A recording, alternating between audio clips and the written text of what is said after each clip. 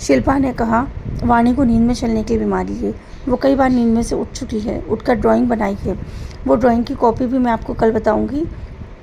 तो मुझे समझ नहीं आ रहा है कि हम इस तरह से बच्चों को अकेला सोने को छोड़ दिया है। अगर वो उठी तो हमने हमारे घर में तो बहुत सारे गार्ड लगवा लिए थे और कैमरे भी थे जिससे हमें पता चल जाता था, पर यहाँ तो कोई कैमरे भी नहीं है, ना कोई गार्ड है। अगर ये बाहर उठकर कहीं गई तो मुझे पता कैसे चलेगा। मनीष ने कहा, तुम चिंता मत करो, मैं गेट को अच्छी तरह से लॉक कर दूंगा। और मनीषा ने भी कहा, दीदी आप आज बहुत थक गई हो, आप आराम से सो जाओ। मुझे भी कई बार आदत है कि मैं रिया को कमरे में जाकर एक दो बार चेक करती हूँ। पता नहीं क्यों मुझे भी मन ही नहीं मानता। रिया इतनी बड़ी हो गई है, पर जब से उसने अलग कमरे में सोना चालू किया है तब से मेरी आदत है, मैं कई बार जाकर उसे रात को देखती हूँ। तो मैं थोड़ी देर ध्यान रखूँगी और मैं जाकर देखूँगी, आप बस निश्चिंत होकर सो जाइए। शिल्पा ने कहा, भाभी मैं नहीं सो सकती हूँ, मुझे बहुत ज़्यादा चिंता हो रही है। मनीष ने उसे बहुत अच्छे से समझाया।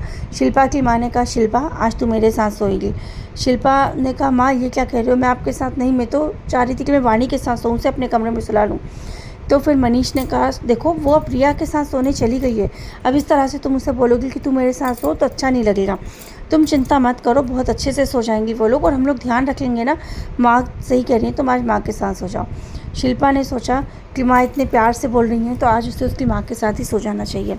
शिल्पा अपनी माँ के साथ कमरे में सोने चली गई। शिल्पा चली तो गई पर उसे नींद ही नहीं आ रही थी। बहुत देर तक शिल्पा जागती रही।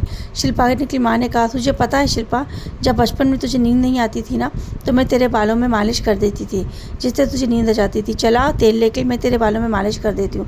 यह कहकर शिल्पा की माँ उसके बालों में मालिश करने लगी। उसके बाद शिल्पा बहुत ज़्यादा थकी हुई थी तो उसे भी नींद आ गई। शिल्पा सो गई। यहाँ मनीष और मनीषा भी अपने कमरे में चले गए। उसके बाद थोड़ी देर बाद मनीषा आई। काफ़ी रात हो चुकी थी। रिया और वाणी अपने कमरे में चली तो गई थी पर वो लोग बातें ही कर रही थी। वाणी को नींद ही नहीं आ रही थी। वाणी बार बार रिया से बोल रही थी, कितना अच्छा था ना वो पेड़, कितनी अच्छी जगह थी ना वो, अगर मेरा बस चले तो मैं यहीं रामपुर में आकर रहने लग जाऊं। रिया ने कहा, क्या है पागल है क्या तू तू इतने अच्छे इतने बड़े शहर में रहती है, मेरा तो कई बार मन होता है कि मैं इस गाँव से निकल कर किसी बड़े शहर में चली जाऊँ, पर तुझे तो मालूम है ना पापा मम्मी मुझे बाहर भेज ही नहीं रहे। खैर कुछ सालों बाद तो मैंने डिसाइड कर लिया है कि मैं अपने आगे की एजुकेशन कंप्लीट करने के लिए बाहर चली जाऊँगी, पर अभी तो मैं बाहर जाना ही नहीं चाह रही हूँ। अभी कुछ मन ही नहीं है मेरा यहाँ जहाँ से बाहर जाने का।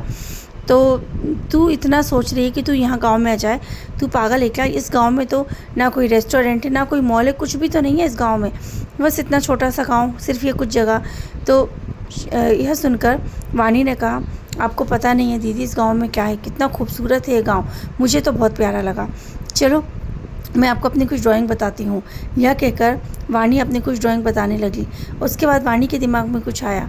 वाणी ने कहा, दीदी आज हमने जो पेड़ देख कर आए, मैं आपको उसकी ड्राइंग बनाकर देखती हूँ। मैं उसकी ड्राइंग बनाने की कोशिश करती हूँ। वाणी बार बार उस पेड़ की ड्राइंग बनाने की कोशिश करने लगी जो उसने कई बार बनाई है, लेकिन नींद में उसे कभी पता ही नहीं था कि वो उस पेड़ की ड्राइंग इतनी बार बना चुकी है। वाणी बार बार उस पेड़ की ड्राइंग बनाने की कोशिश करती रही, पर आश्चर्य की बात ये थी कि उतनी परफेक्ट ड्राइंग वो बना ही नहीं पा रही थी। वाणी जो एक बार में ही किसी एक चीज़ को देख लेती थी, उसके बाद वो हूबहू उसकी ड्राइंग बना देती थी, तो एक पेड़ की ड्राइंग वो बना ही नहीं पा रही थी।